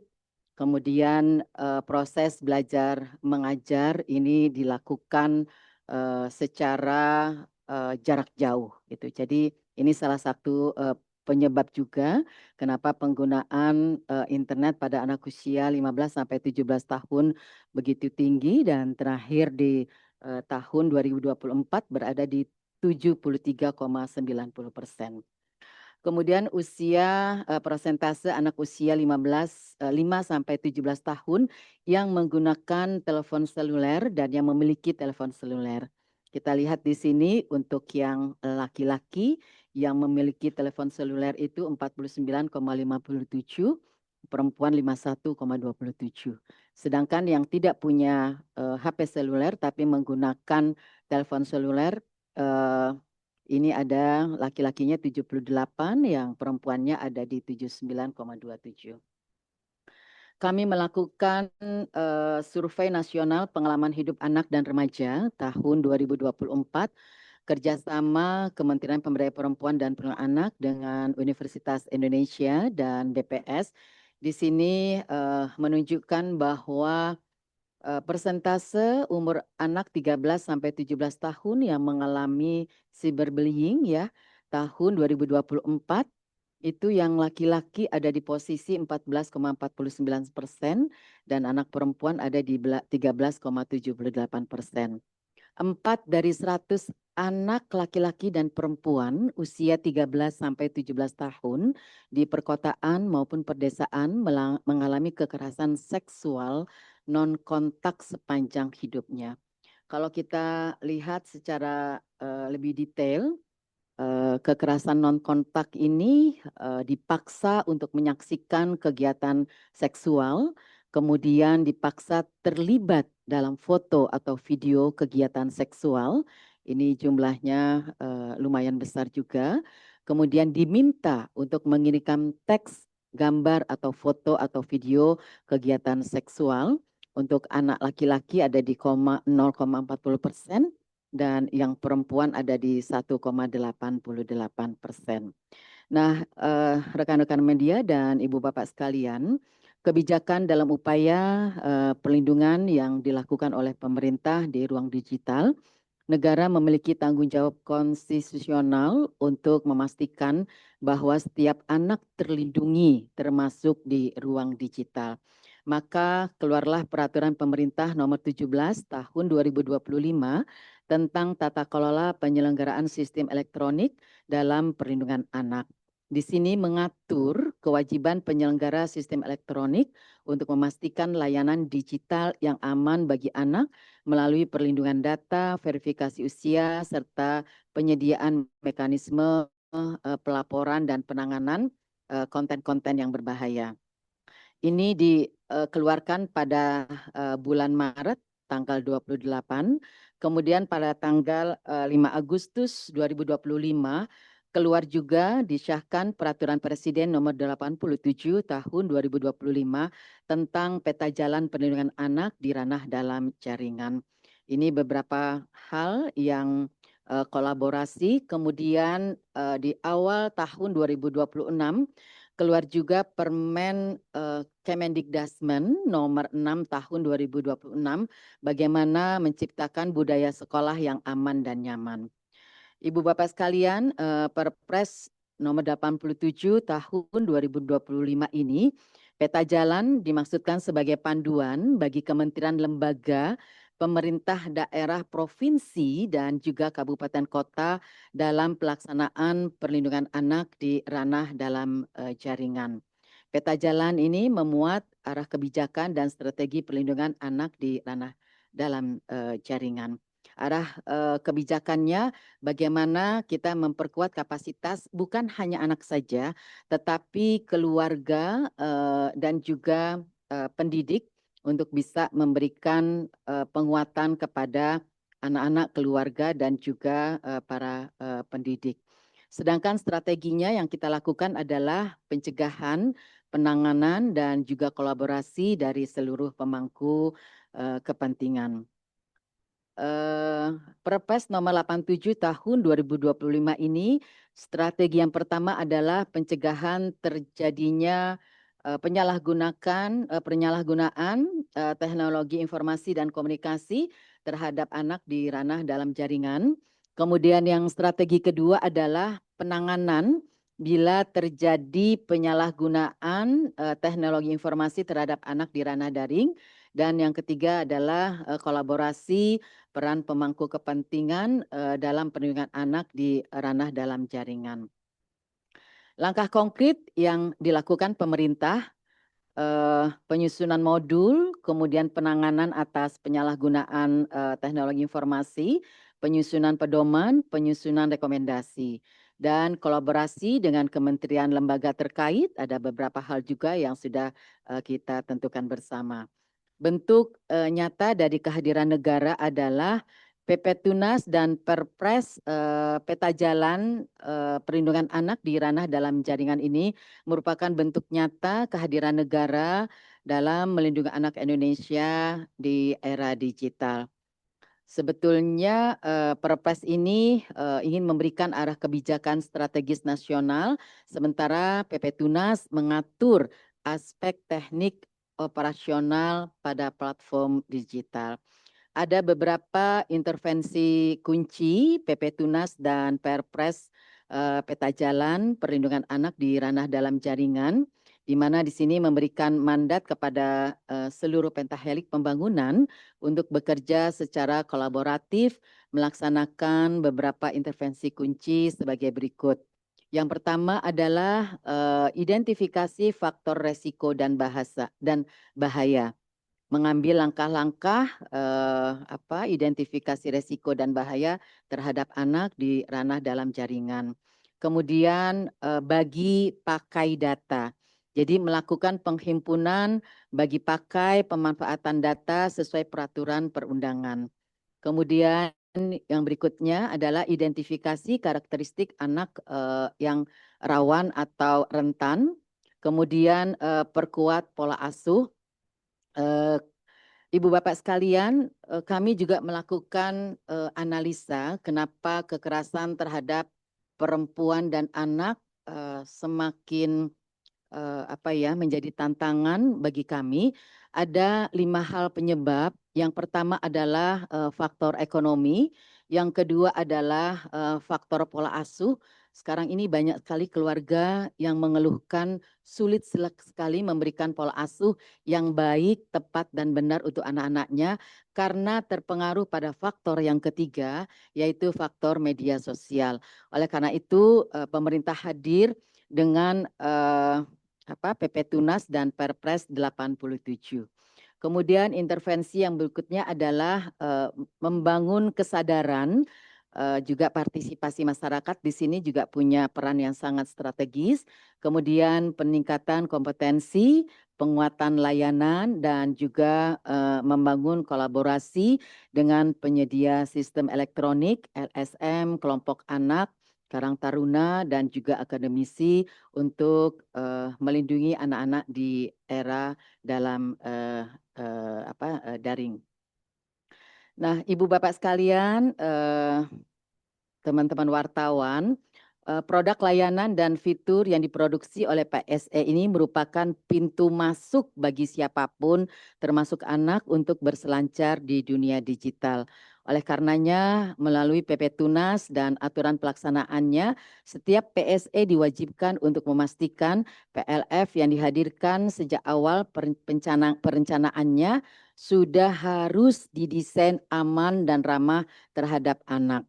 Oleh karena itu, perlindungan anak di ruang digital hanya akan efektif jika kebijakan nasional, tata kelola platform digital, kemudian ketahanan keluarga, pengasuhan anak, dan penguatan sosial budaya masyarakat, serta penegakan hukum bisa berjalan dalam satu gerakan kolaboratif yang holistik dan terintegrasi dari tingkat nasional sampai daerah. Mari kita pastikan bahwa setiap kebijakan yang kita susun benar-benar diwujudkan dalam langkah nyata di lapangan, karena ketika ruang digital aman bagi anak, kita tidak hanya melindungi mereka hari ini, tetapi juga sedang menyiapkan masa depan bangsa. Karena sesungguhnya setiap anak Indonesia tumbuh tidak hanya cerdas secara digital, tetapi juga aman, terlindungi, dan berdaya di ruang digital. Karena pada akhirnya ruang digital hari ini adalah ruang masa depan bangsa. Kami juga sedang melakukan survei, Pak Kodari. Kami memiliki forum anak di tingkat nasional, provinsi, juga kabupaten kota, ada juga yang sampai tingkat desa. Saat ini kami sedang melakukan survei. Kami ingin melihat pendapat dan respon anak-anak terkait dengan Permenkomdigi nomor 9 tentang pembatasan penggunaan akun untuk anak usia di bawah 16 tahun. Mungkin itu beberapa hal yang bisa kami sampaikan. Masih di suasana peringatan Hari Kartini. Selamat Hari Kartini tahun 2026. Semoga semangat perjuangan Kartini terus menginspirasi perempuan-perempuan Indonesia untuk terus berkarya, karena di tangan perempuan hebat, masa depan bangsa menjadi lebih terarah dan cerah. Terima kasih perempuan berdaya, anak terlindungi menuju Indonesia Emas 2045. Wallahul muwaffiq ila aqwamit thoriq. Wassalamualaikum warahmatullahi wabarakatuh.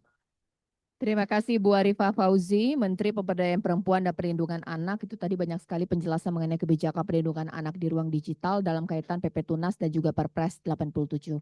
Karena terbatasnya waktu kita, langsung saja kita akan buka sesi tanya jawab. 3 pertanyaan saja kami batasi dan sesuai dengan tema kita hari ini. Boleh raise hand kepada media satu? Ada lagi? Satu dulu ya, baik. Silakan Mas, dari media mana? Ada 2, dari media mana ada pertanyaannya, silakan. Sebentar ya, boleh mic-nya? Saya Akbar dari Bisnis Indonesia mau bertanya ke Menlu, ke Pak Sugiono, terkait dengan ketahanan energi ini Pak. Kan Presiden selama kuartal pertama ini kan juga melaksanakan banyak kunjungan kenegaraan untuk membahas ketahanan energi juga. Dan kira-kira ke depannya apakah ada negara-negara lain yang juga akan dituju untuk memperkuat kerjasama energi ini yang ditargetkan. Terus yang kedua soal negosiasi kapal Pertamina di Hormuz, kan setelah selat lagi ditutup lagi, kira-kira apakah ada langkah negosiasi lebih lanjut lagi agar kapal kita bisa lewat. Dan yang ketiga, waktu di Perancis itu saat pertemuan dengan Presiden Macron, ada pembahasan nggak soal normalisasi selat Hormuz ini, karena kan saat ini juga sedang dilakukan antara Perancis dan Inggris juga dan beberapa negara soal normalisasi selat Hormuz. Itu aja. Baik, kita tampuk dulu ya. Pertanyaan kedua, silakan.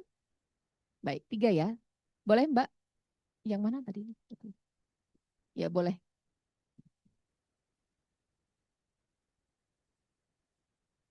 Selamat siang, Bu Arifah. Ini saya Bianca dari Metro TV. Ingin menanyakan, kalau kita lihat kan kemarin ada pengesahan begitu tentang Undang-Undang PPRT. Nah ini Bu, berkaitan juga ingin bertanya, apakah hak dasar bagi para pekerja rumah tangga ini, lalu seperti apa ini Bu untuk perlindungan hukumnya? Dan kalau kita lihat juga, apakah posisi Indonesia khususnya dibanding dengan negara lain dalam perlindungan domestic workers ini seperti apa Bu? Itu saja sih. Baik, pertanyaan terakhir. Silakan sebelah kiri, Mbaknya ya. Baik.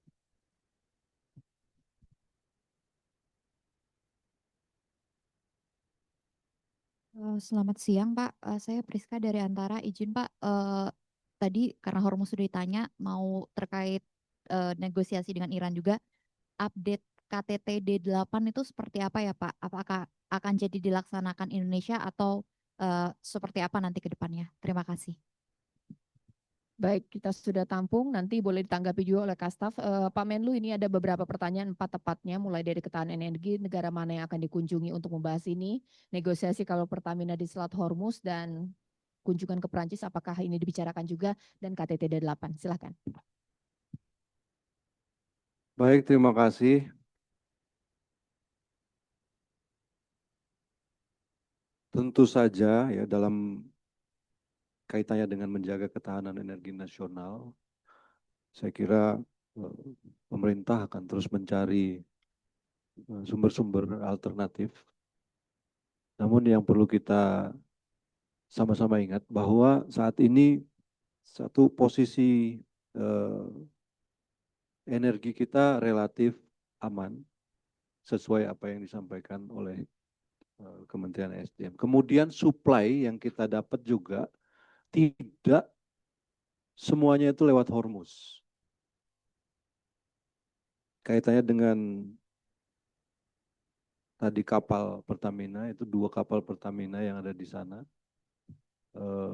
yang di Selat Hormuz, itu informasi yang saya dapatkan, yang disampaikan ke saya bahwa isinya itu kurang lebih 2 juta barel crude, yang kalau misalnya di convert, ya, saya tidak tahu perbandingannya, tapi kalau misalnya 1:1, ya kurang lebih 2 juta barel satu ya. 2 juta barel fuel juga kan gitu kan. Dan kebutuhan itu kalau misalnya disandingkan dengan kebutuhan energi kita merupakan satu kebutuhan yang relatif kecil. 1 juta, 1,6 2 hari. Jadi perbandingannya kurang lebih seperti. Jadi supaya kita tidak hilang gambaran, jangan nanti kita kuman di seberang lautan kelihatan, tapi gajah di pelupuk mata nggak kelihatan. Keberhasilan pemerintah menjaga supply BBM, supply energi ini ya lebih besar daripada apa yang sekarang sedang nyangkut di Hormuz. Tanpa bermaksud mengecilkan permasalahan ini. Tapi saya ingin menempatkan ini dalam satu persepsi yang proporsional.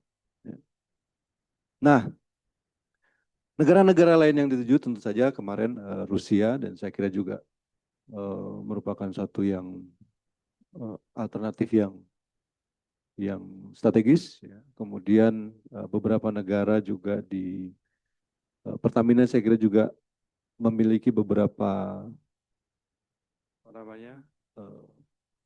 ladang ya, di tempat-tempat lain. Kemudian juga sumber-sumber dari Amerika. Ya. Waktu terakhir juga ada beberapa pembicaraan yang saya ikuti dalam kaitannya dengan pemenuhan suplai energi dan bahan bakar ini. Kemudian mengenai negosiasi kapal Pertamina di Selat Hormuz. Tentu saja Kementerian Luar Negeri dalam hal ini kedutaan besar kita di Teheran juga terus melakukan pembicaraan.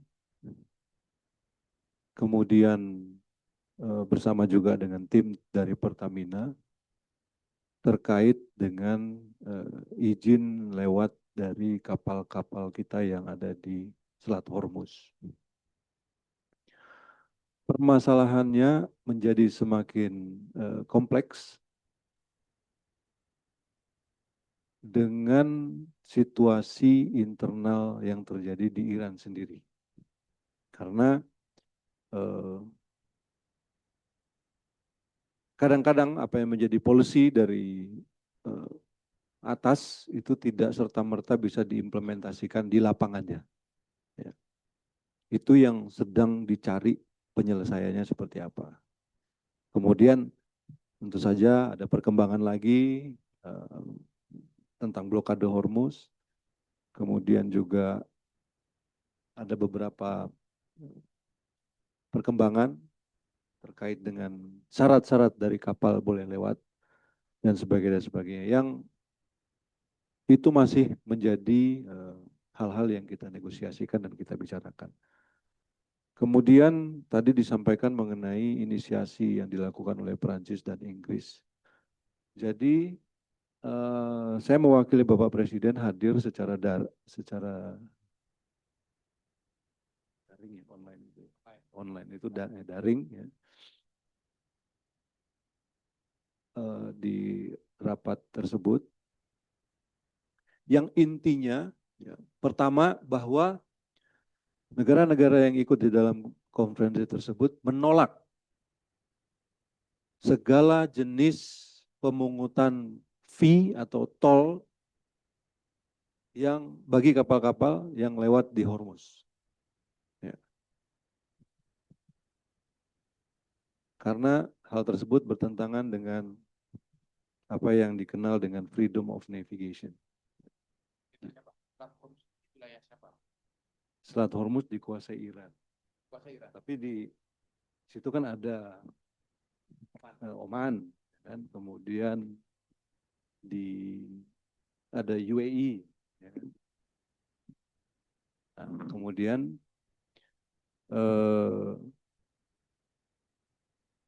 karena ya dari beberapa contoh ada praktek-praktek tersebut dilakukan ya, di situ. Dan yang kedua, konferensi ini mengatakan bahwa akan terus mendukung upaya-upaya yang sifatnya diplomatis dan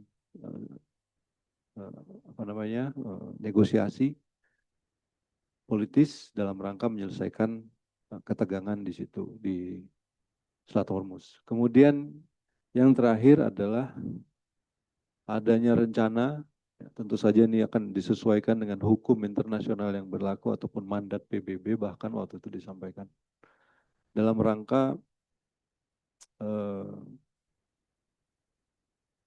menempatkan apa yang disebut dengan peaceful military protection bagi kapal-kapal yang melalui Selat Hormuz. Jadi itu diwacanakan. Jadi kapal-kapal yang lewat di situ itu dikawal ya, dalam misi mengawal untuk bisa lewat. Tapi tentu saja ini masih dalam pembicaraan yang lebih lanjut. Ya. Ini adalah proposal yang diajukan. Perdamaian logistik. Karena bukan cuma minyak yang lewat Selat Hormuz. Yang lewat Selat Hormuz itu berbagai produk. Jadi kurang lebih seperti itu. Normalisasi yang tadi disampaikan, ya tentu saja upaya-upaya demining juga dilakukan. Membersihkan ranjau-ranjau laut yang ada di sekitar Selat Hormuz. Kemudian mengenai KTT 8, ya, KTT D8 yang seyogianya kemarin dilaksanakan di bulan April ini kita tunda karena ada perkembangan dan eskalasi situasi yang juga dialami oleh negara-negara anggota. Jadi nanti kita akan melihat perkembangan situasinya untuk melaksanakan KTT tersebut. Saya kira itu saja. Terima kasih. Baik, Pak Kastaf boleh tambahkan? Saya membantu memberikan konteks, Pak, betapa strategisnya hubungan dan komunikasi Bapak Presiden kemarin dengan Rusia dalam kaitannya terutama dengan energi. Untuk informasi bahwa Rusia adalah negara ketiga terbesar dalam produksi minyak. Sehari sekitar 10 juta barel. Sementara kebutuhan mereka sendiri 4 juta. Jadi mereka punya rentang 6 juta, Pak. Ya, sehari itu, Pak. Kita datang ke tempat yang tepat. Jadi kalau mereka mau distribusi, ya sangat punya keleluasaan. Tambahan lagi 5 negara terbesar produsen minyak dunia itu, pertama Amerika Serikat 13 juta, kemudian AS yang lain yaitu Arab Saudi 11 juta, sama-sama AS nih penguasa minyak bumi. Kemudian ketiga tadi Rusia 10 juta, kemudian RRC 4,5 juta, kemudian yang kelima Kanada 4,4 juta. sekedar memberikan update betapa perlunya untuk bisa punya hubungan yang baik dengan berbagai negara dunia, terutama yang kemarin dikunjungi oleh Bapak Presiden. Begitu Mbak Caca, makasih. Baik, terima kasih. Sekarang kita ke Ibu Arifah. Ini ada pertanyaan mengenai Undang-Undang PPRT yang baru disahkan. Silakan Ibu. Baik, terima kasih dari Metro TV. Alhamdulillah kemarin sudah disahkan Undang-Undang Perlindungan Pekerja Rumah Tangga yang mengalami atau prosesnya itu sudah cukup sangat panjang. Kalau tidak salah sudah 24 tahun undang-undang ini diperjuangkan oleh teman-teman aktivis. Alhamdulillah ini merupakan hadiah yang paling membahagiakan di dalam peringatan Hari Kartini tahun 2026 tahun ini. Kalau tadi ditanyakan bahwa hak dasar dari pekerja rumah tangga itu meliputi upah yang layak, kemudian jam kerja yang wajar, hak libur atau cuti, berhak mendapatkan makanan sehat serta jaminan sosial, berhak atas perlakuan yang manusiawi, bebas dari kekerasan dan perlindungan hukum, dan ini nanti akan diatur lebih jelas dalam peraturan pemerintah. Sesungguhnya Undang-Undang Perlindungan Pekerja Rumah Tangga ini bukan hanya melindungi pekerja rumah tangganya, tetapi juga melindungi pemberi pekerja. Jadi di undang-undang ini bagaimana bahwa PRT ini dianggap sebagai pekerja. Jadi tidak ada istilah majikan dan pembantu. Istilah yang dipakai sekarang adalah pekerja rumah tangga dan pemberi pekerja rumah tangga. Kemudian tadi ditanyakan perlindungan hukumnya seperti apa. Kita akan melibatkan dalam undang-undang ini akan melibatkan masyarakat sekitar, terutama RT dan RW. Jadi kalau ada persoalan-persoalan terkait dengan pekerja rumah tangga, ini bisa dilaksanakan, dikerjakan oleh lingkup terkecil dari rumah tangga, yaitu atau RT atau RW. Karena di situ akan diatur ketika sebuah rumah atau sebuah keluarga memperkerjakan pekerja rumah tangga, maka wajib dilaporkan kepada RT setempat. Namanya siapa, usianya berapa, kemudian apa yang menjadi kesepakatan antara pekerja rumah tangga dengan pemberi pekerja rumah tangga. Undang-undang PPRT ini dirancang untuk sejalan dengan mandat internasional dalam memberikan perlindungan bagi PRT. Memang dalam undang-undang ini belum secara detail karena masih akan dibahas, kalau tidak salah ada waktu 45 hari untuk menetapkan aturan-aturan turunan dari undang-undang perlindungan pekerja rumah tangga ini. Misalkan upah gitu ya, ini apakah akan disesuaikan dengan daerah masing-masing dan lain sebagainya. Ini beberapa hal terkait dengan disahkannya Undang-Undang Perlindungan Pekerja Rumah Tangga. Terima kasih. Baik, terima kasih kepada Menteri Pemberdayaan Perempuan dan Perlindungan Anak dan juga tadi sebelumnya Menteri Luar Negeri Bapak Sugiono dan juga Kepala Staf Kepresidenan Bapak Muhammad Godari. Saya rasa dicukupkan, Pak Kastab setuju ya, baik karena sudah waktunya jam makan siang. Terima kasih atas perhatian rekan-rekan media, terima kasih juga atas seluruh pihak yang hadir di acara konferensi pers hari ini. Saya Cica Anissa, terima kasih, sampai jumpa.